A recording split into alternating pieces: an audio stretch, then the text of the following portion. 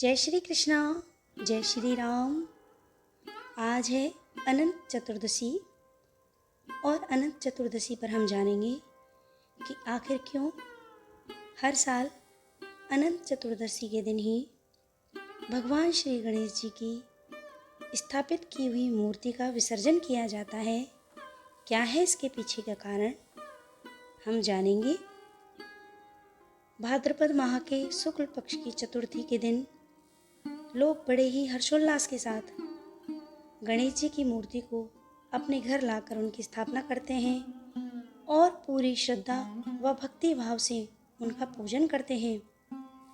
करीब 10 दिनों तक गणेश उत्सव का यह पर्व चलता है। इसके बाद अनंत चतुर्दशी के दिन गणपति बप्पा की मूर्ति की विसर्जन किया जाता है। परंतु हम यह नहीं जानते कि आखिर 10 दिनों तक इतने भक्ति भाव के साथ गणपति जी की पूजा करने के बाद इनको अनंत चतुर्दशी के दिन क्यों जल में प्रवाहित किया जाता है या क्यों इनका विसर्जन किया जाता है। जानते हैं इसके पीछे की कथा। महाभारत के रचयिता महर्षि वेदव्यास ने भगवान श्री गणेश जी को अपने द्वारा रचित महाभारत को लिपिबद्ध करने की प्रार्थना की। भगवान गणेश जी ने उनकी प्रार्थना को स्वीकार किया और महाभारत लेखन का कार्य गणेश चतुर्थी के दिन से शुरू किया था। यद्यपि भगवान गणेश ने महर्षि वेदव्यास की प्रार्थना को मान तो लिया, लेकिन उन्होंने महाभारत को लिपिबद्ध करने के लिए शर्त रखी थी कि मैं जब भी लिखना प्रारंभ करूं तो कलम को रोकूंगा नहीं। क्यों? यदि मेरी कलम रुक गई तो मैं वहीं की वहीं लिखना बंद कर दूंगा। तब वेदव्यास जी ने कहा, भगवान आप देवताओं में अग्रणी हैं, विद्या और बुद्धि के दाता हैं। मैं एक साधारण ऋषि हूँ।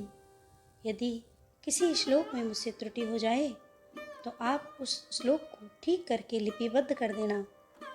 गणेश जी ने इस पर सहमति दी और फिर दिन रात लेखन कार्य प्रारंभ हुआ। इस कारण गणेश जी को थकान तो होनी ही थी, लेकिन उन्हें पानी पीना भी वर्जित था।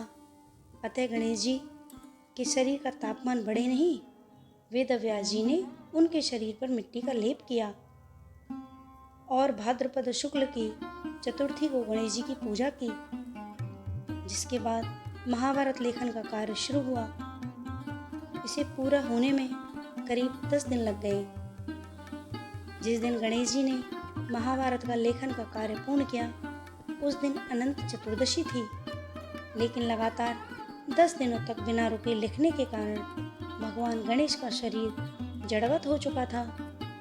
मिट्टी का लेप सूखने पर गणेश जी के शरीर में अकड़न आ गई। इसी कारण गणेश जी का एक नाम पार्थिव गणेश भी पड़ा। वेदव्यास जी ने देखा कि गणपति जी का शारीरिक तापमान फिर भी बहुत बढ़ा हुआ है और उनके शरीर पर लेप की गई मिट्टी भी सूख कर झड़ रही है। तब वेदव्यास जी ने उन्हें पानी में डाल दिया। इन 10 दिनों में वेदव्यास जी ने गणेश जी को खाने के लिए विभिन्न पदार्थ दिए। यही कारण है कि गणपति जी की स्थापना के 10 दिन के लिए की जाती है और फिर 10 दिनों बाद अनंत चतुर्दशी के दिन गणेश जी की प्रतिमा को पानी में विसर्जित किया जाता है।